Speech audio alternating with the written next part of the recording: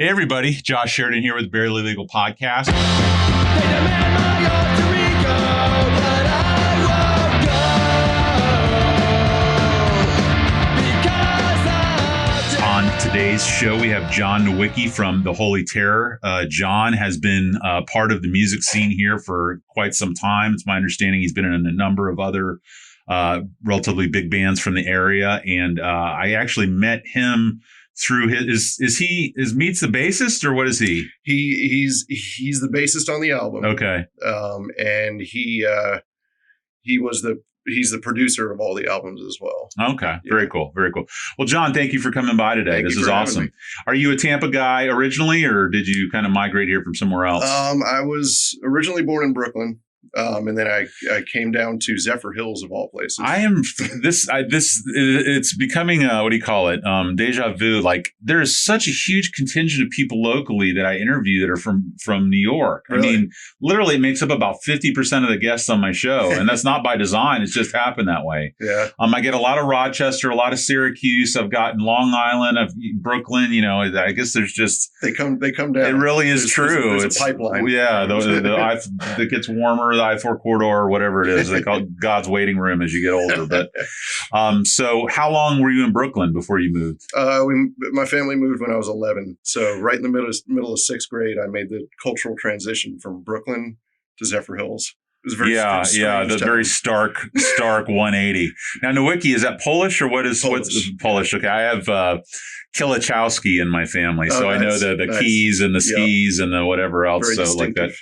like that. Polish Jewish or just Polish? Yeah. Okay. And what about siblings? I have a brother. I have an older brother. Okay. Yeah. Are you guys close? Yeah, he's a good dude. What's his name? Dennis. All right. Now, was he into music at all as a kid? No, we couldn't be any more different. Really? Like he doesn't even look like me. How do you account for that? Not the looks. I don't know. I mean, he has a thing with electronics. Like he knows how to work them really well. Yeah, and fix them really well. Sure. So I think we both are prone to focus on one thing. Kind of fixate and get really good at it. Yeah. Yeah. Well, that's good. What did your parents do? Well, my dad was a cop. Oh, really? In New York City. Oh, wow. And my mom was like secretary, odd job, stuff like that. Okay. Do you have much of a recollection of Brooklyn, or is that kind of? I remember it. Yeah. I've gone back with my wife. About 10 years ago, something like that. And I figured out that I'm much more Southern than I am New York. Than you realized, I'm more cracker at this point. Yeah, that happens. It's true. So in Zephyr Hills, how was that coming up? God. It seems like there's 3 planets closer to us than Zephyr Hills. I landed in Zephyr Hills like an alien. Like what brought you to Zephyr Hills? My parents wanted to move out to the country, and they perceived that to be the country. The irony is now it's just a big strip mall. Just a bunch of discount malls But yeah, the kids in middle school looked at me like I was from another planet. Were you? Did you know that you were an artist early on, or did that kind of metastasize later on in life? I think my alienation from most of society came first, and then that sort of 100%. I have towards music. I have had a lot of conversations about that very thing. Do you know Gabe Etchezabal? Yes. Who writes? Yeah. Yes. So I've had long conversations with him about music. I mean, it can be other things, art, whatever, but becoming kind of a safe haven for people who have difficulty dealing with the environment that they're in. Yeah. You're looking for something that kind of insulates you, but also kind of, protects you and, makes you. And it's not a team sport. It's, you can just be you, you can just play your guitar. You can just put your headphones on. Yeah. You don't have to interact with people. So that was, sixth grade was when I moved down. And then by freshman year in high school is when I picked up the drums. Oh, drums. Okay. I'm a drummer by trade. Okay. And I have since kind of learned how to be everything. I looked at guitarist. Yeah. Well, your Bandcamp, it's literally like every possible instrument in the world's got listed under you. Yeah. 2-string bass and all this other stuff. So that's pretty badass. So drums, I have this fascination with drums. I had, I don't know if you know Dmitry Stoyanovich. He's in the Fast Talkers, High Beam, and some other bands. He was in here. Was it this week is bleeding together? I think he was here earlier this week, or it might have been last week. In any event, drummer as well. And I dabble in guitar, but like no one would ever want to hear me play it. But the drums I just love because it's almost like a whole other world. I mean, obviously it's Just music. bang on them. You smack them. Well, you bang on them, but there's the muscle memory is not. It's not a natural type of thing. So you're training your body to do something that it doesn't do naturally. And then there's so much involved in it more. Well, so it's funny. You say just bang on it. And I think that's what a lot of people think. But when you start to get into it, you realize there's a lot more to it. You got to learn how to move all your limbs. Like, well, for sure. And then depending on the type of music, you know, jazz drumming is different from rock drumming, and metal drumming is different from all these things. You know, you have your blast beats, and you've got your, who's the real famous jazz drummer that everybody, Elvin Jones. That's one of them. But then there's another guy that I'm thinking, very famous guy. Art Flaky. Philly Joe Jones. No, we'll come up on it. I'll remember it later. I'll post-production it in. I'll just, but in any event, but there's so much stuff to like what type of kit you use, how you space out your drums and your cymbals, how high your seat is, whether you're right or your left. Do you stretch beforehand, all this other stuff. So, you know, I feel like there's a little bit more to it than playing a string instrument. Like there's a lot room for kind of variance on it. And then the other part is, especially, well, with live music and then recording, is you're just holding it down. I mean, if the drummer's fucked, the rest of the song is gone, either in the recording studio or on the stage. Yeah, if you don't have a good drummer, the band isn't worth I mean, keeping anything. time is something that I think and maybe you could educate me on this, but you can get better at, but there seems to be, there's an inherent talent there that you may have or not have. I mean, you can get close to being like you have it, but some people just naturally have perfect timing. There's a sensation of being in the pocket and just kind of getting yourself mentally in there, and you know where that the one and the two is. You just know where it is. Right. You know? Right.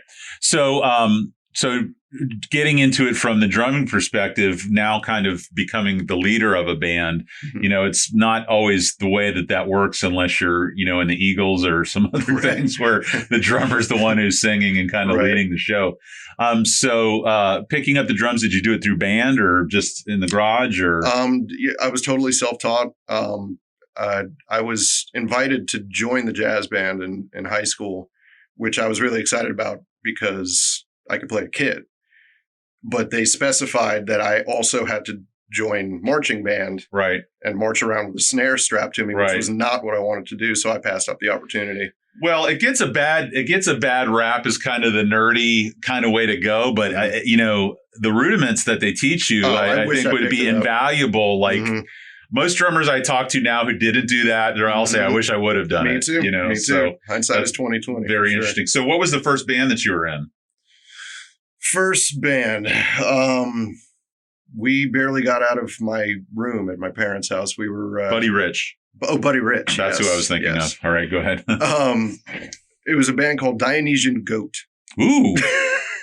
And we were this. Who came up with that name? The bass player, who's also the singer. And from what I've heard of your music, there's a very much a tongue-in-cheek element to it. There's always been. There's a thread of humor behind it. I mean, it's not like Weird Al Yankovic humor, but it's like, I'm not saying stylistically like this, but like Rufus Wainwright or some of these other people that the lyrics are almost like Oscar Wilde. Like there's kind of this other level to it. So anyway, it's the Frank Zappa influence. Is that what it is? Yeah. Okay. Yeah. All right. Very cool. Humor does belong in music. Well, there you go. There you go.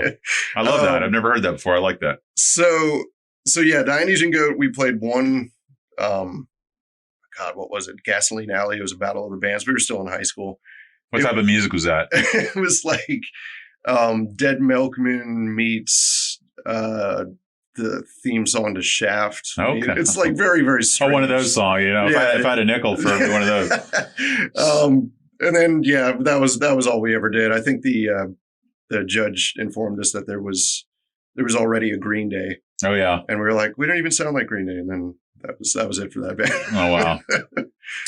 Well, so then from there, were there any other bands in high school or? No more bands in high school. Okay. After high school, right about in the middle of college was when I started looking for open mics to play in Tampa. Were you at USF or where did you go? USF. Yeah. And I ended up at the Yeoman's Road pub open mic on Davis Island. The old Yeomans. Yeah. And I ended up bringing my whole drum set with me. Okay. Just you. And showed up, and you have the little slots you sign up Yeah. for. And everyone was very excited that there was a drummer with a full set there that night. And I ended up playing with almost every act because they're like, hey, I got this song. Play with me. Fill them out. Yeah. I ended up playing with Pete Newfer, who's in the Holy Terror. Okay. Zach Taylor and Dylan Griffiths all separately. And they came up to me afterwards and they're like, hey, we're trying to start a band. And it ended up being Toast, which was the reason why I moved to Tampa, because I met this huge family of like amazing people through them. Right. And that's how I met Owen. Okay. And also Troy from the Holy Terror as Right. well. So if it wasn't for that open mic session, I probably none of this would have happened. Would have moved to Tampa. So what was the first band? Was it the Holy Terror? There was the first real band, the first gigging band Yeah. I was in was Toast. okay. And we played around for about 3 years or so. I was the drummer in that band. And how would you describe that music? Again, Tough, I know. We were all songwriters. All four of us contributed songs to it. So we had the sort of hippie jam band thing going on. We had the G Love thing. Sure.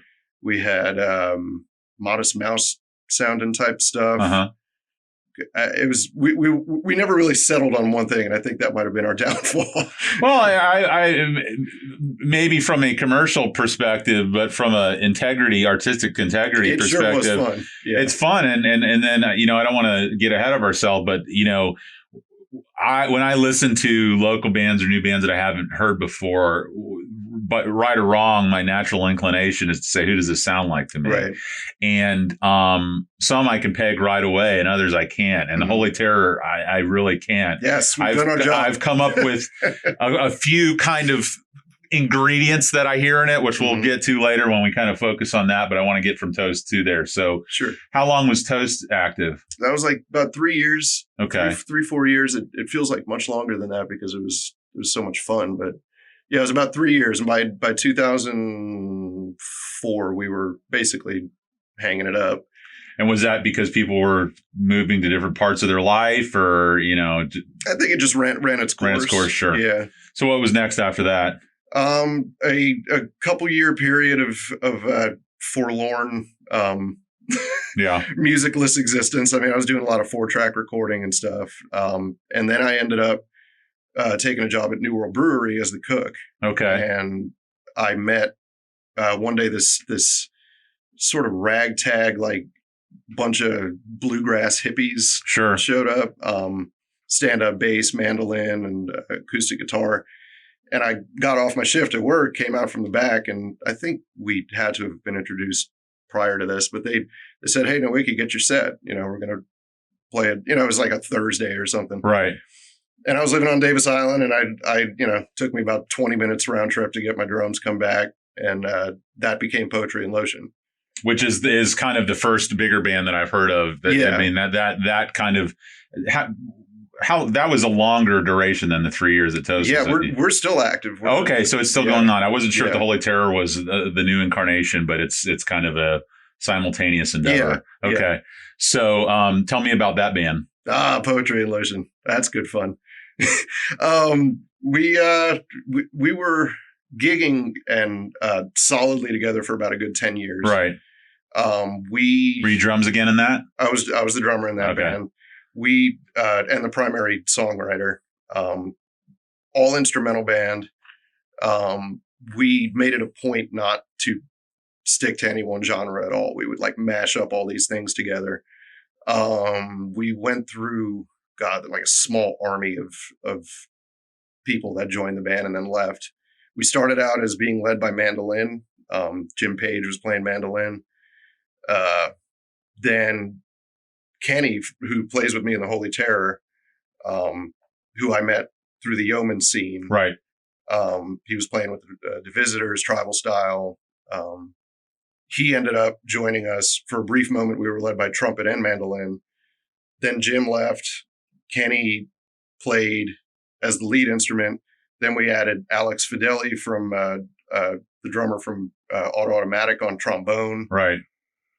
Oh man! And then the rhythm like half the rhythm section left, and we added a fresh crop of new kids. And I mean, I can't even keep track of it. Yeah, it's like a consortium of music. You know, It's insanity. I think of like the Desert Sessions. I don't know if you're a fan of Josh Homme or Queens of the Stone Age, but he does his Desert Sessions thing where they go out to the Palm Desert. It's just cool. Like different singers, different, you know, people switch around on instruments and just see what they come up with. And it's cool. I mean, it's when you're not trying to stick to a certain vibe or stick to a certain style or whatever. I mean, that's how you come up with interesting stuff, you know, that you couldn't have set out to achieve, but it's a happy accident. I mean, would you agree? Oh, absolutely. And you end up with some silly stuff. Yeah. But it's, you know, it's very reminiscent to me. I never got to participate in it, but the jazz scene that you had where just, you know, musicians would kind of appear in and out and these people would play. And I mean, just amazing stuff. So we wish we were a jazz band. Poetry and Lotion. You probably have a bigger footprint than you probably would admit for yourself. But how did the idea for the Holy Terror come about? That was more premeditated than anything else that kind of fell together. So Poetry and Lotion kind of went dormant for a while, and the other main guy, Matty Lee, ended up going to Brooklyn, of all places. And so that kind of forced us to be dormant for a while. Right. I was kind of kicking around. What's your day job? You mentioned New World Brewery, so okay. Yeah, I'm a cook. I work at Cappy's. Okay. Not the original one in South Tampa. Gotcha. So for a while, I was just kind of kicking around, like doing the solo acoustic guitar singing thing. Right. Just became this thing that I wanted to. Did you teach yourself guitar, or just being in the world of it, you kind of picked it up as you go? Yeah. I play. You'll see it if I pick it up. I play the guitar strung right-handed, but I'm a lefty. Really? So I hold it upside down left-handed, and all my chord progressions are upside down. My Lord. It's what happens when you're Polish and left-handed. Has anybody else done that? Yeah, there's been guitarists, like the blues guitarist Albert King, I think, played like that. Wow, that's crazy. I'm nowhere near that level. Well, yeah, but just the ability to even, I mean, I guess if you know nothing else, that's just how you learn it. But I mean, you know, obviously, you know, with like Hendrix, he would string a right-handed guitar upside down and play it that way. But to play, I mean, are you playing inverted chords? Is that effectively what you're doing? Yeah, everything's basically, you know, instead of like this, it's like this. Oh, well, the good news is no one's ever going to figure out how to copy your music. People end up looking at me like turn their laptop upside down to their iPad upside down and trying to figure it out. Yeah. Well, that's badass. That's super cool. I've never even, I mean, I if I ponder on it for a minute, I guess it makes sense. But you know, as much of a music person as I am, I can't even think that I've ever heard or seen of that before. I get so much shit for it. I think that's rad. I mean, that's like a calling card, a selling point. When you try to show somebody something like, hey, so here's how the song goes, and they look at you and you're like, what the hell is that? Yeah. It's like, it's a G, man. Yeah. You can do it. It's right here. Yeah, it's a brain teaser. Wow, that's really cool. So I wanted to talk with you because a lot of the musicians I've had on, not all of them are the songwriters or the lyricists, as it were. So is that with Holy Terror kind of a role that you occupy primarily? Yeah. I'm the primary songwriter, primary lyricist. Yeah. Who are your heroes in that regard? Musical or otherwise? Songwriter? Well, songwriters, authors, writers, muses. Well, Ani DeFranco is an unbelievable lyricist. I love her. I was a huge Jim Morrison fan from very early on. So how old are you? How old am I? 39. Oh, okay. Yeah. Well, there's a certain age group. I'll be 45 in December, and I remember in high school, everybody was into the Doors and Grateful Dead. It was just like ubiquitous. Everyone was there everywhere. So I went so far into that Jim Morrison thing. Yeah. That's a tough question as far as like lyrics. Well, you mentioned Frank Zappa. And so for those of you who are familiar with the Holy Terror, you'll know what I'm talking about. For those of you who aren't, I would encourage you to check them out on Bandcamp. And you do have one album on Spotify. Yes. The newest one's not on there. No. Oh. but it's got, so here's the portion where I insult you by telling you what I hear. So the word cabaret kind of came up in some capacity.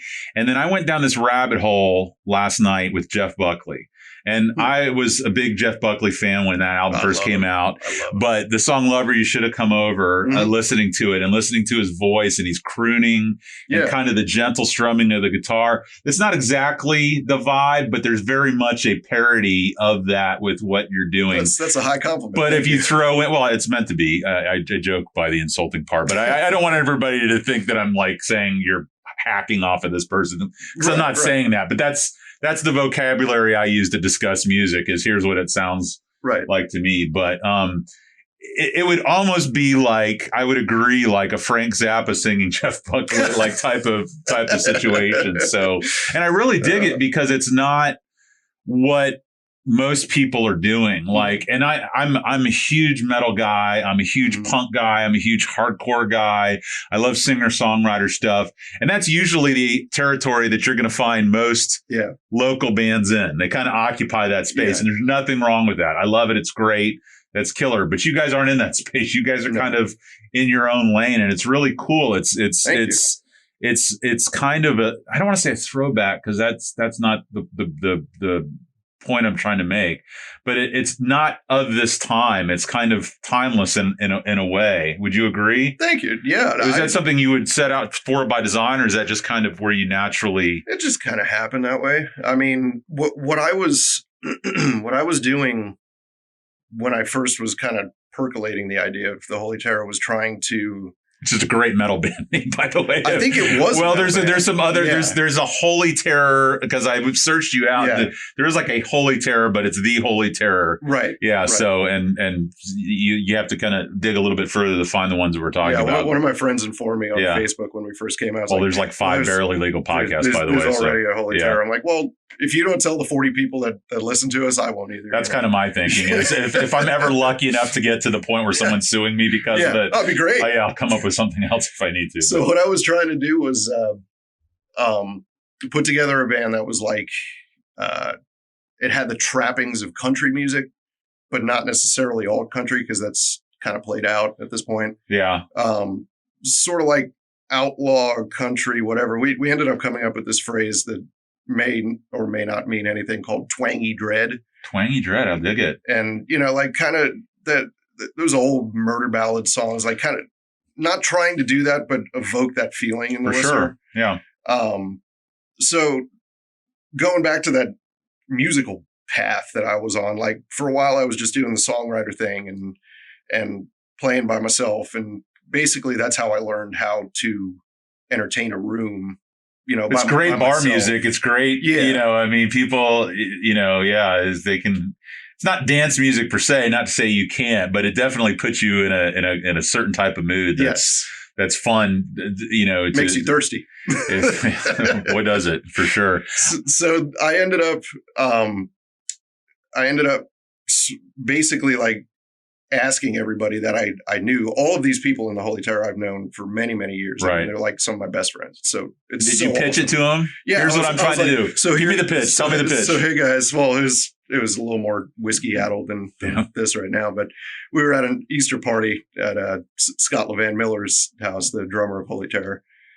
And he was kind of the linchpin. He was the one I really had to convince. All the rest of the guys. Well, when the drummer becomes the leader, the drummer's got to get the blessing of the leader. Now I'm gonna kind of go into Hackney territory, and I know, excuse me to bring up the Foo Fighters, but I don't know if you've heard the story about Grohl completely re-recording the drums for like the third album. And I've always there's examples throughout music history of someone who's well known on an instrument becoming the leader, and then someone else having to hold that spot down. It's kind of like, you're always, the teacher's always looking at you, as it were. It's hard to, and I mean, Scott is, head and shoulders as far as experience above me, because he's in his 50s. Sure. So I'm also the youngin coming up to him and being like, hey man, so it's your band, it's your idea. So it's like, so if you want to be the drummer, that would be awesome, because I know that you could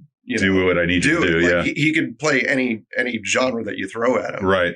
And that's something I've always struggled with when I tried to put a band together with my solo stuff before, was because I just had to fight the instinct to be like, all right, no, give me the sticks. Micromanage. Give me the sticks. No, like this, like this. Yeah, like, for sure. And I never had to worry about that with Scott. Well, that's freeing. That's liberating. That allows you to kind of. He has the secret superpower that beyond drumming, he also plays lap steel. Oh, wow. Which that was kind of the thing. Well, for your murder ballads and your twangy dread, I mean, Jesus, that's right on the point. So what do you think, man? Yeah, yeah. and he's he agreed, and the rest of the guys were like, shit, yeah, Nowicki, let's do it. That's badass. And Kenny came on, the trumpeter, who was in Poetry and Lotion before. So we were good friends. He came on originally as a guest spot. Okay. On the first album. And then he slowly became like, hey, I want to be in this band. Right. And then another player, Melissa Grady, she plays cello and violin. I think she's played with almost every band in Tampa. It's awesome. Well, when you're a niche of a certain type, like you become the go-to person for. Oh yeah, for sure. You want this in your music. Yeah. You're just like two people you can call that can come over and play it for you. And so I originally wanted to do just an instrumental song and have her be the guest focal spot on that song called Calm. And then I heard what she was doing and I was like, so, hey, you want to be like totally part of this band? Yeah. And yeah, she was totally into it. So yeah, we became this monstrous beast. I think there's how many people are in it? 7 people. Wow. I think. It's hard to do open mics with 7 people like shoved into a corner. or playing Ella's. That's entertaining to try to see us for sure fit on that stage. But I mean, music history tells us those are the best shows. I mean, you look at CBGB or some of these other places and it's like, I couldn't fit 5 people in there. I don't know how you got 100 people in there. It's you got people trying to eat their meatloaf. And right blowing and spitting in their face. That's hilarious. So, is it 3 honest to goodness LPs or is one alive or what's the break? There's 2. Okay. So there's The Holy Terror and Other Diversions, which was the first one. When was that written? When was it written? Well, when was it recorded, I guess is the better question. 2018. And was that the culmination of all of your kind of thoughts and scribings up till that point? Yeah. I mean, that's always the interesting thing to me about the first album versus the second album is the first album is, depending on when you wrote it, 20, 30 years in the making, right? Because and you barf it all out. You barf it all out. And it's like, okay, now in 2 years I have to do it again. And it's interesting. Some people pull it off well, other people not so much. The sophomore slump. The sophomores, well, yeah. Well, I have to imagine but then there's people like Ty Segall or the OCs or John Dwyer or some of these other people that literally it's like every 5 seconds put out a new album. And I can't match that kind of output. I think if it's good, there's nothing wrong with that. Yeah. And I like those bands and those artists. But I mean, if you're really putting your heart and your soul into it, unless you're like some sort of savant, it should probably take you a little bit of time to kind of have more life experiences, that you're talking about. So let's talk about the first album. What was the name of it again? The Holy Terror and Other Diversions. Okay. And it was intended as a solo album with guest session spots. Musicians or whatever you want to call them. So on that, it was, I played almost all the instruments. Wow. Bass, guitar. So you wrote all the music and then everybody came in and just played the arrangements, or? For that first album, I overdubbed myself playing all the instruments, except for the instruments I can't play, like trumpet or cello. Sure. You still got time. So that came about as sort of a solo album, and then the band got built around that album, which is not normally the way it goes. Well, it seems like most of your career it could be characterized by not normally the way that goes. That's not the way you do that. Yeah. Well, but that's how we're going to do it. I'm going to play the guitar upside down. We're going to back into our final form, and you're going to take it and like it. So the music on that album, not all albums have themes, but was there kind of in your mind a theme? Was there kind of a touchstone? Definitely. A mantra, like a bullseye you were trying to hit? Yeah, that was the the birth of the Twangy Dread. Like I wanted to. Were you listening to country at that time, or Americana, or folk, or the old guys like Hank Sure. Williams, Johnny Cash? Like, Yeah. you know. Well, so that's an interesting conversation when I talk about country, because I affectionately refer to Walmart country as something that I just despise. It's You know, terrible. there's the whole Yeah. Kenny Chesney kind of Mhm. whatever, That's, and that's not country. it just. You know, I not to get political, but it reminds me of a certain demographic Yeah. of people, and it just turns me off. But there's the early guys like you're talking about, but through that alt country, and then you know I don't know if these are people you care for or not, but like Justin Townes Earl, who just passed away, and you know Jason Isbell's become a little bit more commercial, but he's definitely in there. And you know, Ryan Adams kind of at different parts of his career have occupied that. And who's the guy who's the singer for Drive-By Truckers? His dad is, they all have popular dads. Yeah, I know. I was just having this conversation with my private investigator this morning, is that I need to amp up my ginkgo biloba or my blueberry intake, because my brain is just not functioning the way that it used to. But in any event, you know, you said all country, and all country has kind of became a characterization of itself. It's run its course, yeah. But there is that. I mean, I love, like, I love a lot lately have been listening to Townes Van Zandt and some of, you know, that type of stuff. So that's what comes to mind when we're talking Twangy Dread or whatever it is that you're trying to hit. So is that kind of the vibe you were going for on that first album? That's what I was going for. But, you know, obviously it's, you know, it didn't really turn out to be a purely country album. Yeah. And I didn't really intend it to. I kind of wanted to just pick a genre and aim at it and let my lefty Polak thing pervert it. Yeah. You know? Lefty Polak. I think there's a band out there, the band title there. Your solo act, Lefty Polak. We are the Lefty Polaks. Yeah.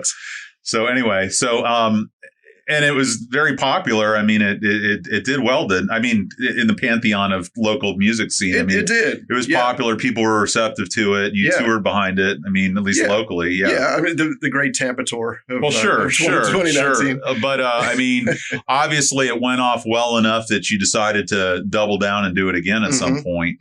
Now, but there's a third album. Is it an EP or is it a live? What's the other thing that I'm thinking of? It's live at M&F. Okay. It's when we played Grand National Championships. Okay. On M&F. Well, that's interesting. So, was that all just the first album, or are there covers in there? Or? There's a mix. There was a mix of the first album and the second one. Okay. It was released in between the two real albums. When did you start thinking about a second album? Almost immediately after we were done with the first one. And what year would that have been? 2019. Okay, so in your writing, is it biographical? Is it fictional? Is it, are you scraping the inner lining of your soul, or are you just being funny, or like kind of where are you coming from as a songwriter? It's pretty much a biographical. I ascribe to what Ani DeFranco says, where the political is personal and the personal is political. And I tried to, especially with the second album, I tried to make it so that it vacillates between songs of personal despair and songs of societal despair, and trying to mix those two together. Well, between the last 4 years and this last year, it just seems like there's a wealth of material to feel a certain way about, to write about. Yes. A number of my friends I've reached out to, when all this stuff was going down, it stopped, but with Black Lives Matter and protests and all this stuff. And, I was like, God, you think of all the great music that came out of civil rights and came out of Vietnam and came out of all these things. I mean, I'm getting closer to 50 than 40. So I've now lived through some stuff, and this is the darkest period so far that I could picture. Saying that. And, I'm waiting for our Dylan. I'm waiting for our whomever the case may be. But I was reaching out to some friends. I was like, God, I would really love it if you did like a Woody Guthrie type protest album. And they said, I don't know how many people are going to want to hear a white punker sing, songs about black. I don't know if that's my story to tell. A little disingenuous. Well, and so that's a question that I've had for people, like where, as both of us being white males, we definitely feel a certain way about these things that are going on in society, but is it our place to speak up about it? Is it our place to make art about it? Is it our place to just facilitate other people to do it? Sure. I mean, we're all humans, and I mean, we're in the place as the more privileged people to sort of help these people up out of the mud, right? Right. So, I mean, I don't think it's something that necessarily has to be harped on. Yeah, but if we could use our privilege to help for good, people, our powers for good, we might as well, Hey, well, I if the outcome is good and the intent is good, I feel like that should be enough to kind of overcome any, misgivings or detractions based on, maybe it's not your space to do. I tell this story. So I'm a white heterosexual male. I went to Catholic school. My parents were school teachers. They did get divorced, relatively middle class. So I got through the vast majority of my life never being stepped on. I never felt. So there was a point. I have 2 kids now. My daughter, who's 6, we decided that we wanted to put her into JZC, which is like a Jewish community school. And this was right around the time that he got elected. And there was, you know what I'm talking about. I'm not going to say his name. Him who shall not be named. Shall be not. Yeah.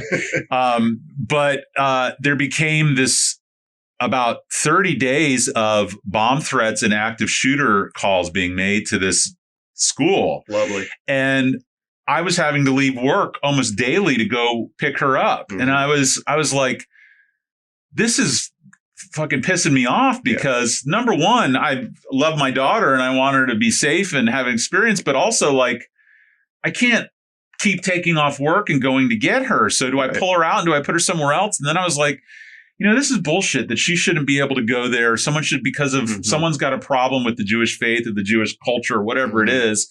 And I was incensed about it. And I was talking about it to friends of mine who are gay and friends of mine who are black. And they're like, how does it feel? First time. Huh? Yeah. It's like, this is just a Tuesday for us, but you're finally kind of getting a taste of it. And I was just like, and now more recently, like, with this stuff just kind of becomes background noise, like the whole Aunt Jemima syrup and the Washington Redskins and I've pointed this out many times that if you go to Walmart, I take my daughter sometimes to buy her a Barbie doll.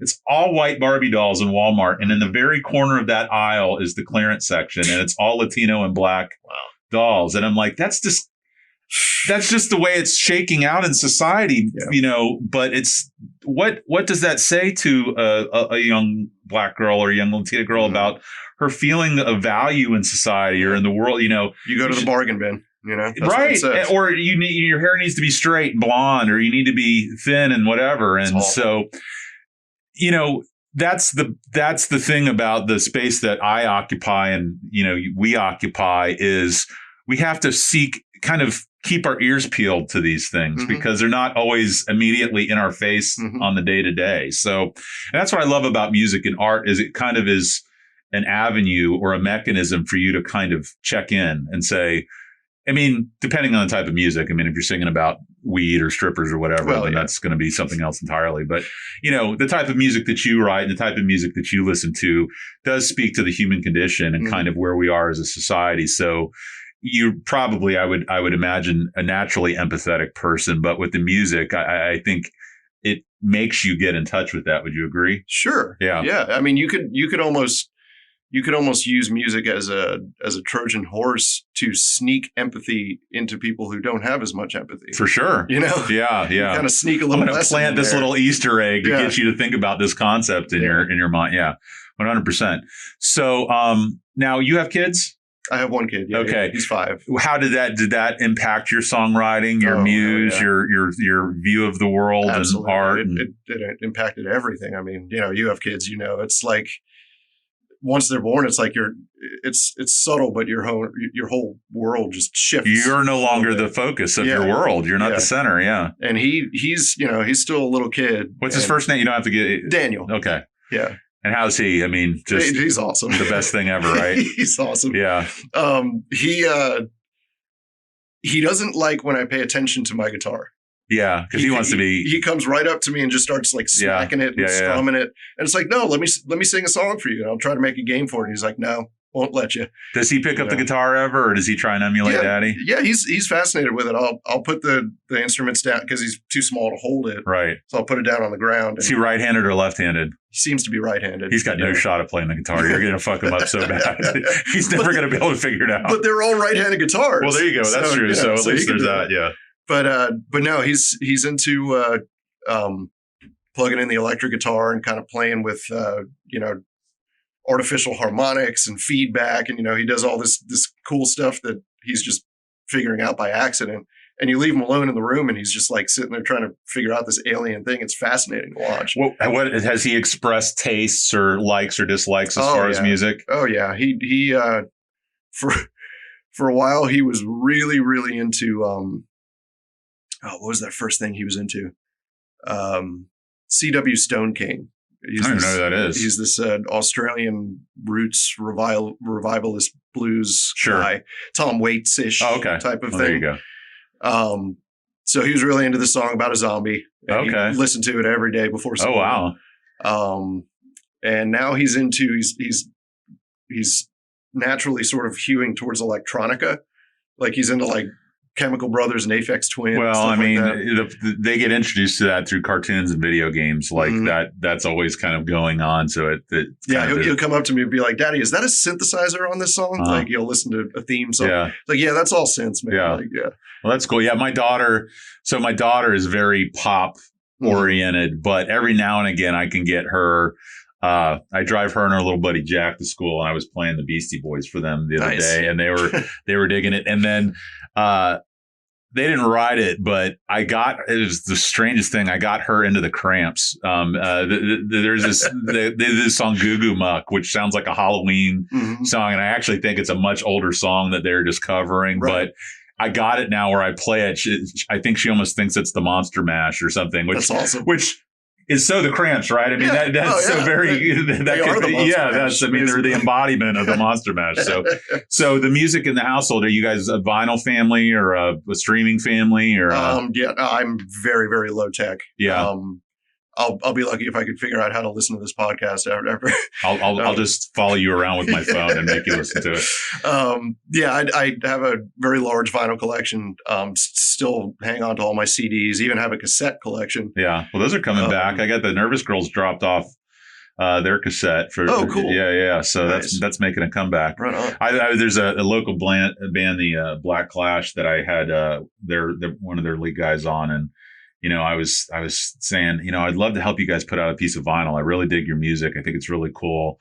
I know it's not a money-making enterprise, but it'd be really great to kind of memorialize your first album. And I was talking to Keith Ulray at Microgroove, and he's just like, just get ready to piss away about $4,000 and have about 400 of a 500 record run that's just sitting in a room of your house somewhere. That's the story of Poetry and Lotion's second album. Yeah, so it's just like, unless you just have fuck you money, just stay away from it. It bums me out. I feel like there's got to be a way to hack that and make it more cost effective. But he's like, if you want to cut a record, it takes as long to cut each record as it does to listen to each record. Right. So I don't know who's going to sit around and one after the other. And then if you're doing a press, there's like 13 of them in the country, and none of them will run you less than 500 records for this much money. So good luck with that. And he was very nice, and I learned so much about it from him. But it was like, yeah, it's just gotta be because you love it or it's whatever else. Labor of love. Well, so I'm a big Melvins fan, and there was a documentary that they put out a couple years ago called The Colossus of Destiny. And I have that one. Have you watched it?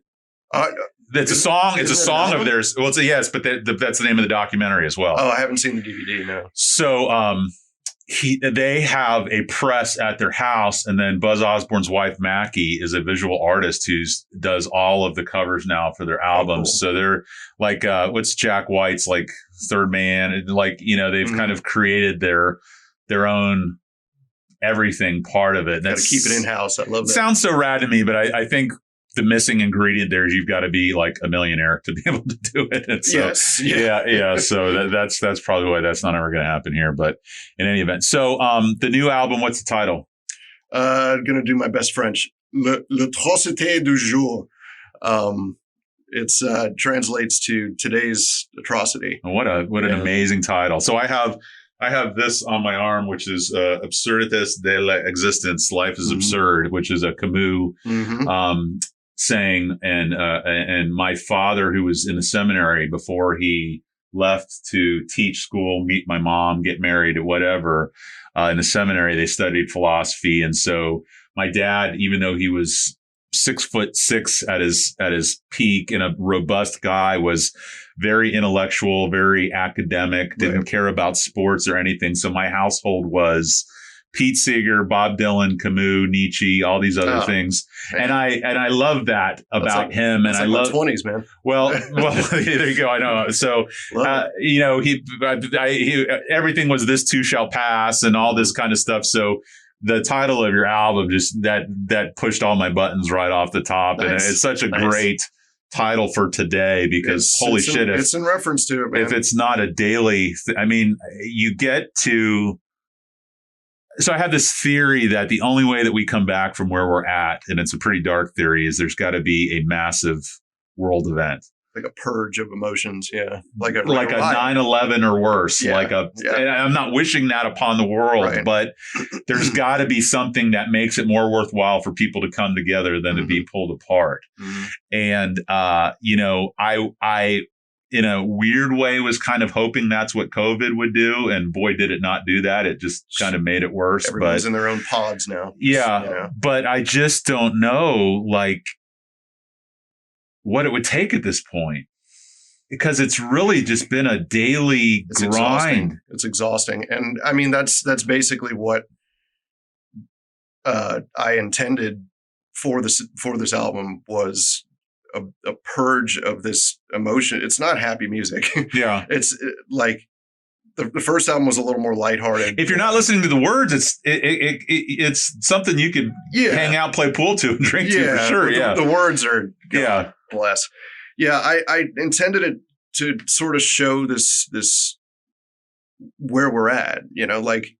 It's unbelievable the fatigue, the outrage fatigue. Outrage fatigue. I like that. That we're all experiencing right now. Yeah. We don't even bat an eye. There's a hurricane coming straight up Tampa Bay's ass. And we're just whatever. Yeah. It's a double hurricane. Yeah. Oh, we have a zombie hurricane. Yeah. We have one that died and is now coming back. Why not? It's just like locusts, rivers of blood. It sounds funny, but it's exhausting. And the other thing that I hate about it is, as an attorney, a good number of people that I run into, work with, or I'm on social media with are conservative. And so you get painted as a snowflake or a Chicken Little or as melodramatic or as, sensationalist or all this stuff. And it's just I don't know how to feel or where to be or And how do you not feel this way? Well, 100%, 100%. How do these people go on with their lives and just be like, it's fine? It's not fine. Well, so here's something that occurred to me this week. And within the past 10 days, give or take, Kyle Rittenhouse got charged with murder. The three cops with Breonna Taylor didn't get charged with shit. So what's different about the victims in those two cases? God, it's so out in the open. It's just it's so blatant. But you start to wonder if there's a dissonance, the reality almost doesn't exist. I mean, it does exist, but we've been made to believe it doesn't exist, that there's not an objective truth, that everything is up to negotiation. It's a social media thing, man. Well, for sure. But I have these conversations we can't even agree on the fundamental, foundational, ingredients. Right We or can't even wrong. agree on what ingredients make a cake, Yeah. much less make the cake. Yeah. You know, like we're Yeah. arguing about whether or not butter or eggs go into it. I can't even get to Yeah. that point with it, you. So It's exhausting. it really is. But I mean, do you see a way back? Do you think, obviously Rome fell and the world went forward. There was World War II and the world went forward. There was Vietnam and the world went forward. There was civil rights and the world went forward. There's all these things and we've existed past those. But I just wonder what it's going to looks like, I'm not the one to ask for hope. I'm a naturally a very cynical, pessimistic person. I actually fight that in me a lot because I see the need for hope in the world right now. Prozac has done wonders for me. Yeah. I might need to consider that. Yeah. I look at it and I just kind of shake my head and I'm like, this is what humanity's asking for. This is what we seem to want. Yeah. This is what we're made of. Yeah. We're just angry apes that know words. There was a, and I'm probably misquoting it, but it was a philosophy or a phrase, and I don't know if it was called acceleration theory or accelerationism or whatever. But what it made me think of is Tyler Durden and Fight Club, where kind of he was wanting to bring about chaos and anarchy and everything else. And the philosophy in the context that I'm using it is, we can't turn it around, so let's speed it up. Let's bring it to its ultimate manifestation. Let's just get it over with. And then, at this point. and then pick up the pieces after and figure out what, does it mean China's going to take us over? Does it mean half the states are going to secede and become their own country? Like what does it look like? Crazy, man. I mean, I look at it and it just, like I said, I just kind of shake my head. I'm like, there you go. Humans being humans. I'm not a big fan of chaos. Well, I'm not a big fan of anarchy. Some people seem to crave it. They seem to want it to happen. They like it because it's portrayed in pop culture as punk or as awesome. Keith Ledger is the Joker, or whatever the thing is. It's cute, but when you get down to can't get the medicine you need or can't feed your children or it's not quite as cool as it sounds. It's not. It's not. And I don't want to get to that point. My heart would break if society especially because of Daniel, right? Yeah. I mean, I'm trying to raise this. You gotta, and I'm trying to imbue him with a sense of hope. Be like, check it out. Look at how many amazing things are in the world, and everything around you is connected, and everything's amazing. But at the same time, in my brain, I'm just hiding this kernel of just putrid despair from him. Just being like, I don't know how much longer I can hide this from you, buddy. Yeah. There was a quote or a saying, I think it was MLK, but I could be wrong. It was something about on a long enough timeline, humanity trends positive or something like that. If you're looking at it in the moment, it seems pretty bleak, but as you kind of pull away further from it, you can kind of see that it's a net positive over time. I hope that's true. I wish I could believe that, but I believe the inverse of that. Well, I think science tells us that at some point the Earth's going to be a cinder, just kind of, so we know that's happening at some point. Where mankind goes between now and that point, could be everywhere from nowhere to somewhere actually cool. Yeah.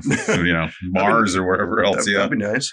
But in any event, but this is why I love art and this is kind of a good kind of wrapping it all up with you way to go is I've been talking a lot with Tom DeGeorge from the Crowbar about kind of what live music looks like in the face of COVID and with all these venues being closed down and what butterfly ripple effect we're going to have years from now. Something he brought up to me is he said, if there's not enough venues in Florida, touring bands are not going to come here. Yeah. So you'll have local music, which is great, but you're not going to have, whomever from New York or California or wherever else. That's just not going to happen.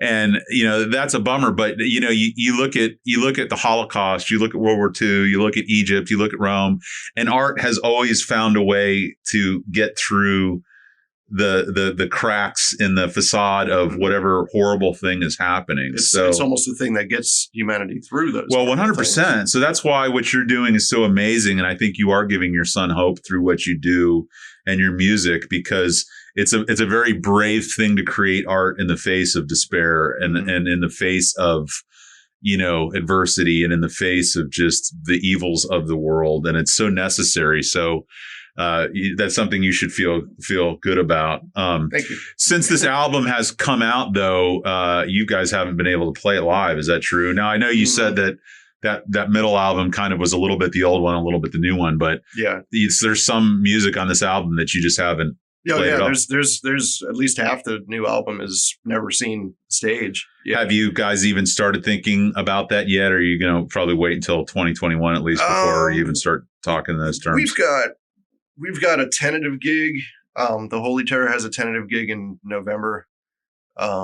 Towards the end of November, I did not come with the date, which was unwise.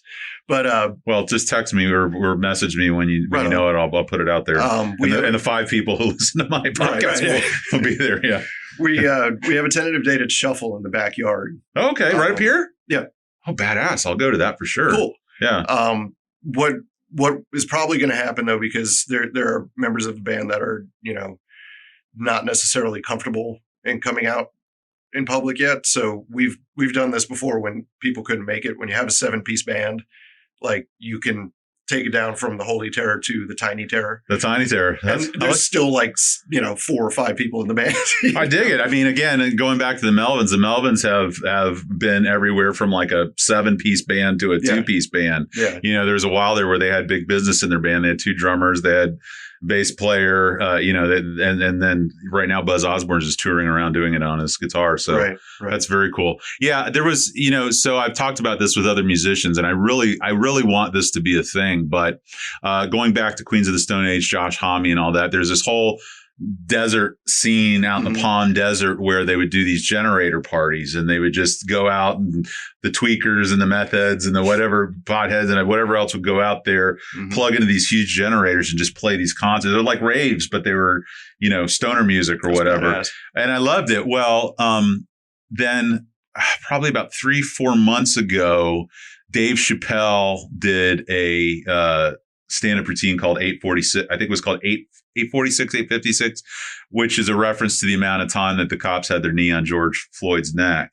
But so Chappelle owns this huge farm up in Ohio, and he did it at a farm. He basically distanced all the tables, everybody's sitting 20 yards apart. It's outdoors. People parked football fields away, and he had a generator, and he's up on that stage doing it. And I was like, this is amazing. That's the future of live music. Well, right? He's doing kind of a generator party stand-up scene. And so I was just thinking, Zephyr Hills, Ocala, Lutz, Plant City, Dade City, Riverview, Ruskin. There's all these wide open spaces around here. And how cool would it be to have something like that? Because this will be the first year that I can remember that I've not been to a concert. Yeah. I don't think I got to one before this happened. I might have, but I don't think so. It's killing me, man. And since I was 13, I mean, and I'm such a recluse hermit. I do not like being with groups of people. I'm the same way. Except for live music. Yeah. And I mostly like to go by myself because I have this weird thing that if someone else isn't enjoying themselves, I can't enjoy myself. Yeah. So I'd rather just go alone, and I'm not worrying about whether or not they're liking this band or not. I can just get into it and focus. You and I are very similar. Yeah. So, aspect. But I would love to somehow figure, if you ever come up with an idea behind that and need a sponsor or someone to kick in on it or whatever, please let me know, because that's something that I would love to do. One of my good friends plays a wolf face, and I kept saying we need to do Wolfstock or something like that. But you hear that, Owen Meats? Yeah, he's big into those homegrown festivals. Well, he's supposed to come on. He was actually going to be the first one from your band that was on, but we've had trouble scheduling it.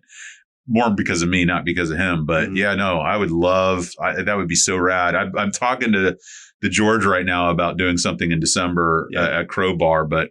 In any event. So you told me you'd play me something today. Do you have in mind what you want to play? Oh, yeah. You want to go get yours, or do you want to play this one? I don't care. I can pause it and start it back up when you come in. Do you have a pick in here? I have a pick in my office. I can go get it. I'll just run and get my guitar. All right. I'll pause it real quick, and it'll come right back. Right on. All right. So let's see if this is doing. All right. We got Mr. Nowicki back in the studio. He grabbed his guitar, which I'm going to marvel at the way that he's playing it. He's playing it strung for a right hand, upside down, left-handed. So I've never seen this before. It's the right way for me. That's the right way to do it. So do you want to tell us what you're going to play? Yeah, this is off the new album. It's the Powers That Be. Okay. And we were talking about the despair of the present state of the world. And the day that I wrote the lyrics to this song, when I finished the lyrics, I left the notebook open on the table. And my wife came in and must have seen it. And she grabbed me. She's like, "Are you okay?" Oh, yeah. I was like, "Yeah, no, I'm fine." Is this a note or is this a... I'm much better now that it's on the paper. You know, This is your war pigs, as it were. Yeah. All right. Here we go.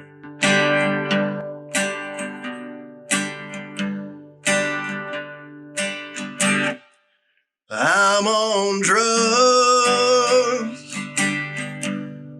so are you.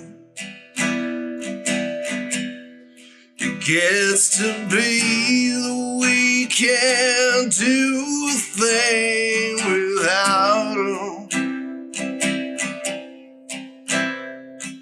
Seldom we buy, get hooked, then we die.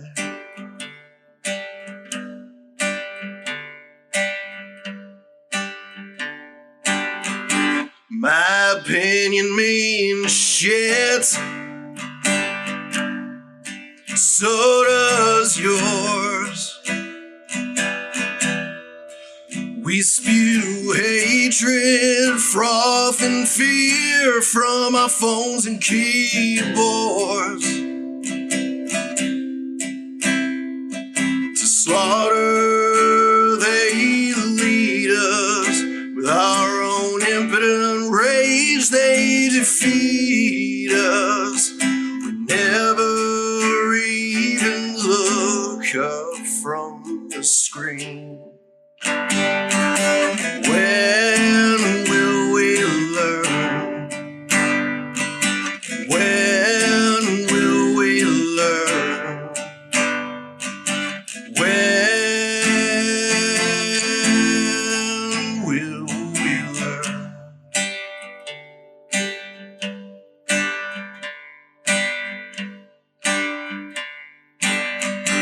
Well, I guess we're all doomed.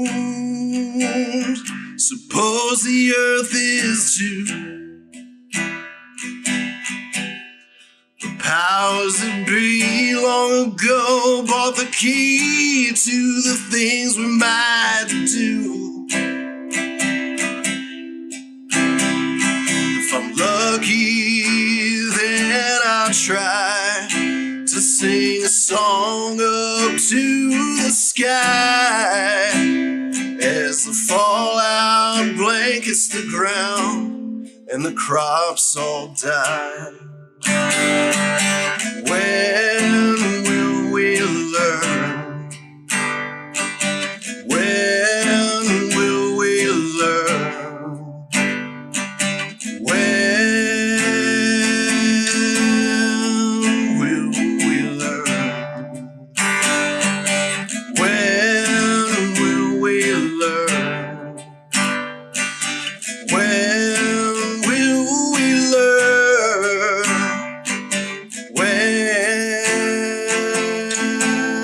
When will we learn?